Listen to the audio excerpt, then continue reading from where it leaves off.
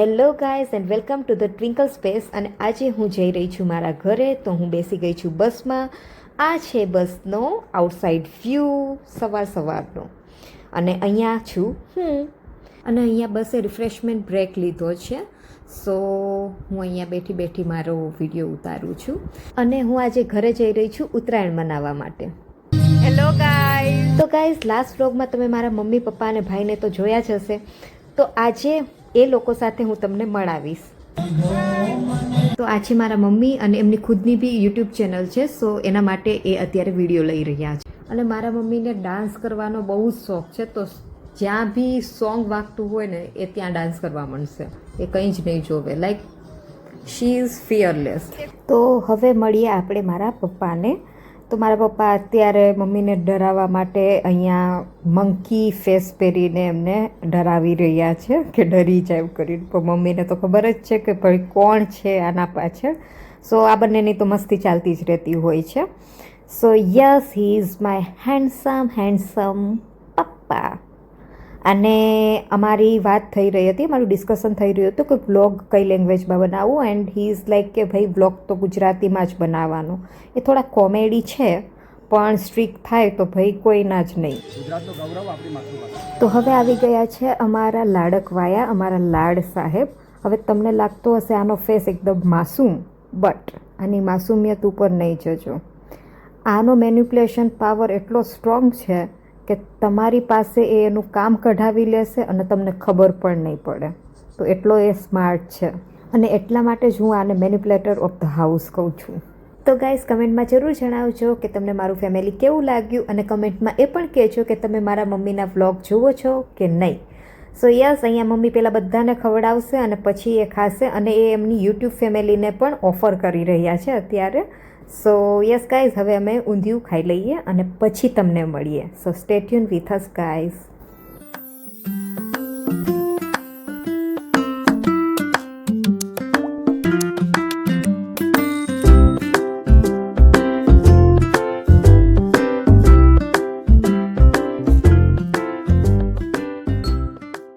અને અહીંયા હું આફ્ટર લંચ મંચિંગ કલેક્ટ કરી રહી છું, વિચ ઇઝ લીલા ચણા, જે મારા ફેવરેટ છે. મારા પપ્પા મારા મમ્મીના ડ્રેસની પ્રાઇસ ગેસ કરશે. તો પપ્પા ચલો, મમ્મી આજે ડ્રેસ પહેર્યો એની પ્રાઇસ શું હશે? શું મમ્મી સાચી છે પ્રાઇસ? પ્રાઇસ સાચી નથી પપ્પા. 8,000નો ડ્રેસ છે. So because of our conversation now she is fronting her dress. So see guys, કેટલી બધી પતંગ ઉડી રહી છે અત્યારે. મેં આખો એનો વ્યૂ તો લીધો છે પણ એટલી બધી પતંગ આમ કેપ્ચર નથી થઈ જેટલી થવી જોઈએ. But yes, this is the view of Uttarayan from my terrace. So yes guys, stay tune with me. હજી ઘણું બધું બાકી છે વ્લોગમાં. હવે અહીંયા મારો ભાઈ અને પપ્પા પતંગમાં કંઈક કરી રહ્યા છે. પપ્પા તો પતંગ સરખો કરી રહ્યા છે પણ મિલનને ખાલી બેસવું નહીં ગમે. એટલે એને એમ કે હું શું કરું, તો એ ભાઈ ફિરકીનો જે દંડો આવે ને એ સરખો કરવા લાગી ગયો છે. એકચ્યુઅલી અમે બંને ભાઈ બહેન થોડા અદ્વિતરા જ છીએ. લાઈક અમે સરખી વસ્તુને ખરાબ કરીએ પછી ખરાબ વસ્તુને પાછી સરખી કરીએ. એટલે થોડુંક છે જ અમારું આવું. વાસી ઉત્તરાયણ ને ઉત્તરાયણમાં શું ફરક? બીજા દિવસો અને વાસી ઉત્તરાયણ બધા પતાવવાના, બધું ખાવાનું. ઉત્તરાયણ 3 હોય, સવારથી સાંજ સુધી નાઈટની ફાનસ પતંગ ચગાવવાના. ત્રીજી ઉત્તરાયણ બીજા દિવસે. હવે અહીંયા મમ્મી શેરડી ફોલે છે અમારા બધા માટે. હું, ભાઈ અને પપ્પા ત્રણેયને મમ્મી શેરડી આપશે એટલે અમે ત્રણેય શેરડી ખાશું. પણ પહેલાં મમ્મી ફોલશે બધા માટે પછી બધાને ખવડાવશે. મમ્મીનું આવું છે. જો પાછળ ઓલા કબૂતર બધા ઉડે. આ કબૂતરોને જપ નથી, એમને ખબર નહીં પડતી કે ભાઈ ઉત્તરાયણ છે તો ભાઈ અમારા ઘરમાં બેસી રહેવાનું. આજે ઉત્તરાયણના દિવસે જ ઉડવા નીકળશે. જો અહીંયા મમ્મી એક જ પીસ ખાશે અને પછી બધા પીસ બીજા બધાને આપશે. અત્યારે મને આપી રહ્યા છે, આ જુઓ. એટલે પછી હું ખાઈશ. એટલે પછી જલસા જ જલસા. ડાયરેક્ટ આવી છોલેલી શેરડી મળે તો પછી બીજું શું જોઈએ જીવનમાં, છે ને બાકી જલસા.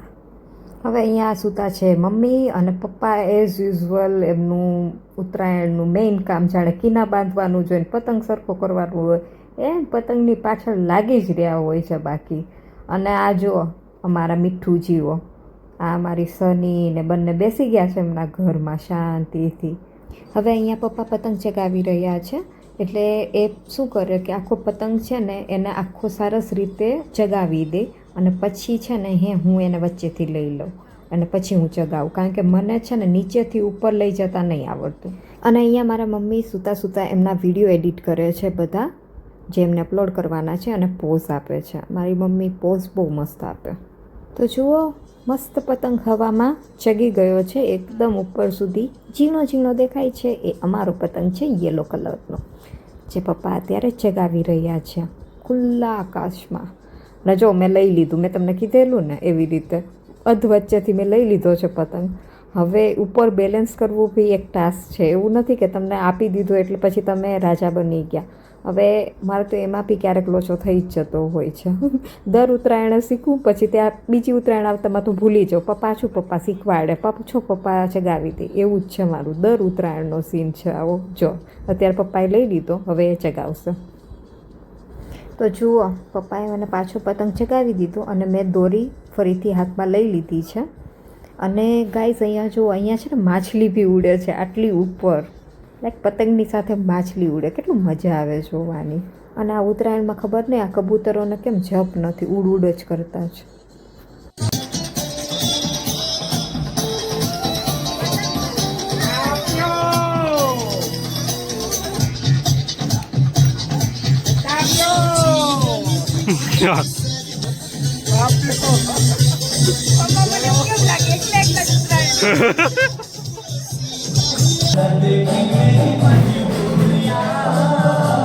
અમે નીચે આવી ગયા છીએ હવે. અને જુઓ, આ સનસેટ પહેલાં તમને દેખાડી દઉં. See, that's sunset view from our house. અને હવે અમે ચા નાસ્તો કરીશું, કારણ કે સાંજ થઈ છે અને ગુજરાતીઓના ઘરમાં સાંજે ચા નાસ્તો ઇઝ મેન્ડેટરી. તો ગાઈસ, સાંજે ચા અને રાતે ડિનર લઈને હવે અમે ટીવી જોઈએ છીએ. ટીવીમાં સન્માન સમારોહ ચાલી રહ્યો છે, જે મમ્મી અને પપ્પાનું સન્માન થયેલું હતું એનો વિડીયો. ઉત્તરોત્તર સંસ્થાની પ્રગતિ પાછળ બામણિયા સાહેબ મન, વચન અને કર્મથી જે કોઈ સંદેશ આપવા જેવો હોય તે આપતા રહે છે. તેમને જે સ્મિત કમિટી મોડાસા તરફથી શ્રેષ્ઠ વ્યક્તિ તરીકેનું સન્માનને પાત્ર છો. ખાસ જલારામ હોસ્પિટલ પીઆરઓ કમ સુપ્રિન્ટેન્ડન્ટની પોસ્ટ ઉપર રહી આ 51મો સન્માનપત્ર તથા એવોર્ડ પ્રાપ્ત કરવો એ ગર્વની બાબત છે. આજનો વ્લોગ આજે આપણે અહીંયા પૂરો કરીએ છીએ અને તમે મને કમેન્ટમાં જરૂર કહેજો કે તમને આજનો વ્લોગ કેવો લાગ્યો. Thank you for watching. Like, share and comment and subscribe my channel the twinkle space. Thank you. Tata, take care.